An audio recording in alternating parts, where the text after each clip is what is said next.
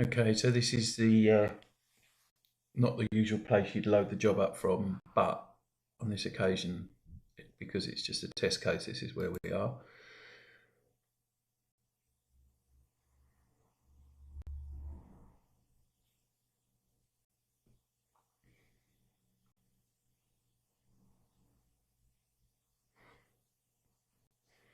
And so most times it will bring the files in, on occasions it won't, but most times it will. Okay, so this is a scan, upper and lower, kind of represents most times what you'll get. Now, personally, that's a colour scan. So personally, I prefer it to turn off the colour so you can see what's going on. So the shortcuts that you need to learn are this opposing, the shadowed out mauvey kind of colour is called an antagonist. It's the opposing teeth. So this sand coloured part is the working area. That above is the opposing tooth. So to turn that off, press the key A on your keyboard, turns it on and off. That's the shortcut. Alternatively, you can come up here, but it's better to get into the idea of turning A on and off. To turn the sand coloured one off, it's S. Okay, so A and S goes between the two. So first section, it will say to edit the data. So sometimes when the scan comes in, just by the nature of the scan, sometimes this antagonist is slightly pushed through the sand coloured area, and this editor allows you to deal with that. But 99% of the time, it's better just to move past it without doing any changes. Okay, excuse me. Right, next job. So these are natural teeth. This is a tooth that has been prepared to a peg, and the term for it is prep. So it's a preparation, so they've prepared the tooth. So what we need to do is make a crown, and that crown has to have a finishing line. So the idea of that is that when the crown's fitted, it sits down and seals like a precision cap on top of that tooth, and then they can use a cement inside the crown to glue it to the top of that trimmed down tooth to represent a replacement tooth. But the key to it is that it fits very well around this line here, this margin line, to prevent it leaking in the future. So the way to determine where the margin is, because this is a perfect case, it's easier just for me just to click on here, and the software determines that's the finishing line. But in reality, 90% of the time, you'll have to draw the margin, because it's just the way it is that most times they're not as neat and clean as this. So the way you go that is, I'll show you on your actual individual software, but you've probably got a tab like this, and you've got the drawer, and then you want to unclick. So you've got this magnetic bit, which is basically what you'll do is when you click, the software tries to already draw it. And on a case like this, it works a treat because it's a nice margin, but most of the times it won't. So unclick that and make it, and then you just drop the points round. You can drop as many as you like, and you just draw the margin round.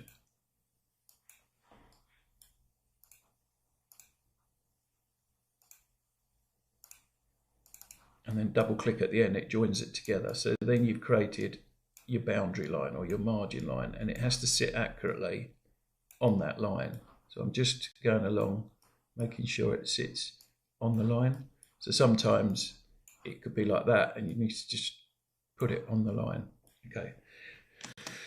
Then you go to next. So I use the keystroke controller and space to get to next, but you can click next here. Okay, the next critical part is the cement gap. So if you accept the fact that that crown is going to be glued to the top of that prep, you need a little spacer for that cement to fit. If it was dead tight, the crown wouldn't fit. So the best thing to do is, I can preset these on your computer so that you won't have to make adjustments here, but you need to allow for a little bit of what they call die spacer, so that the prep, so now where that orange, or sort of, I'm colourblind, but where that sort of yellowy colour is the gap that it's created. And if you look at the shadowed area here, that represents the space that it's going to allow for the cement to sit on. Okay, so then go next. I think there's one other thing I need to do. So next. And at this point, it brings in a stock tooth. So this is a standard tooth. You can choose a variety of different teeth. I personally, I don't know if it's got this library on here. There's, we could try this one. It's a bit of an old tooth, so this is this is a bit too over the top. So here, probably go back to the generic here. Again, it's still a little over the top for me, but anyway. So similarly to how you were positioning the veneers or those Pontics where you're doing the composite bonding, you can manipulate this by pressing keystrokes and move the crown around. So you look down what they call the buccal. This is that side. So the technical term for this side of the mouth is the buccal, and on the lower, this is the lingual. It's just technical term for it. And then another technical term that you hear talked about is this. If you were looking at this tooth here, that part is called the distal, and that's the mesial. So distal being the furthest away from the centre line. So just a couple of points, not important that much at the moment, but the more you do, the more it become important, because they refer to things on the lab sheet or the RX sheet as mesial, distal, occlusal, buccal, whatever. So you just need to be aware. Okay, so you position the tooth. If you might have noticed the little dots that were appearing on the occlusal surface, so if you bring that up to an extreme point, these are areas where it's now interfering with the bite, and you can see that if you bring the poser back in. And that, if the crown was fitted like that, the patient wouldn't be able to close. So what you have to do is just bring it down, position it to an optimal position. So something like, so you look down here, you don't want it sitting out like that. You just, again, like it is with the composite designs, you just need to make it look attractive as best you can. So I'm looking here and I'm looking here, and it sort of flows through. It's not going to stick out like a sore thumb. Okay, so then I'm not too worried at this point about these two little areas. So go next. And what it does now, it morphs the crown to that margin. So you created the margin, it's now tightened that down onto the margin. And if you were to turn off the two models and just look at what you've put, you'll then see a crown that fits that peg accurately. So you're starting to make the crown at this point. But we've got a problem because it's high in the bite here, it's shown there. So there's a couple of ways you can do that. You can either use a manipulating tool in the same way as you would by moving around your design on the composite. There's a couple of rules that you have to follow. So if you push this down here and left that as a contact point, I'll take it to an extreme. So if this crown touched the tooth here and there was a gap and you've got this sort of part here, what would happen is as you ate food, this area here would pack with food and force the food down between your teeth. So the person would be forever trying to remove food from that area, which is a bit gross, but it would eventually decay this tooth because it would become what they call a food trap. So you need to lift, one of the key points is you need to lift this up, this occlusal area up until it's level. So you have a level path and a level path here, and it needs to be broad enough to do a job. So the contact point is quite as important. So you have a point from here to here that acts as a broad contact between this crown and this tooth to prevent it food packing, and it works in much the same way as a natural tooth would. So you could get floss through there, but you wouldn't be able to pack food into it. So the next stage is you click on occlusal clearance, and you need, depending on the case, it's either 0.5 of a gap between the opposing tooth or 0.09 of a gap. So what I've just did there is cut intersection. So basically what it does then is it chops it creates a distance between this cusp on the upper and the crown you're making. So if you see what it's done there is, if you look carefully, it's cut it away. So if I undo that, so there it was, and then when I cut it, so I cut that intersection, it cuts it away the best it can. Okay, and then you need to do the same with the contact points, which is called interproximal, but they've put approx as a shortcut. Again, here it needs to be 0.09, and then you click cut intersection, and I'll show you closely what's happened there. So if you look, if I undo that, currently the crown's pushing through, but when you cut up intersections, it takes it away and it allows the crown to go in. So now that crown will go in and it won't be high on the bite, whereas previously it wouldn't fit in because it wouldn't fit in the gap and it would be high on the bite. But what we've got is something that looks a little bit like a bit shoddy.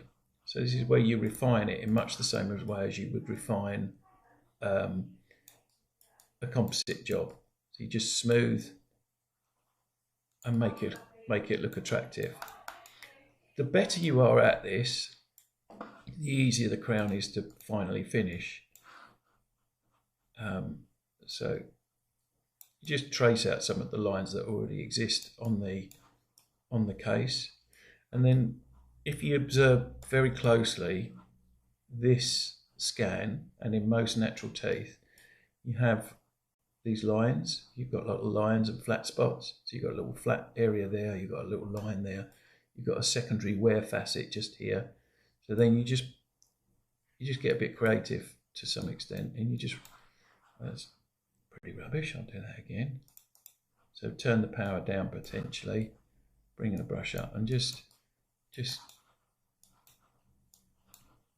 do some, just break the lines up, just look at what's around. If the patient's got sort of very natural unworn teeth, then make a naturally unworn crown. If the patient's got flat spots on their teeth, then create little flat spots by just playing around with it really and getting used to how it works. So that can create, like if you can create a flat spot or whatever. That's not particularly great, but you get the idea.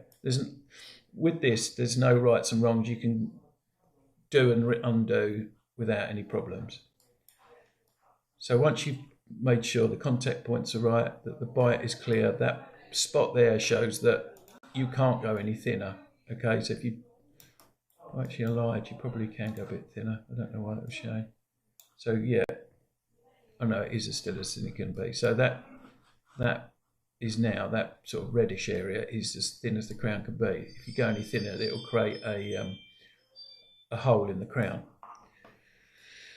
Right, that's probably as much information as you need at this point. Then you go next, and then that's it. So the crown is now made. So when it gets to this point, that crown is now ready for production.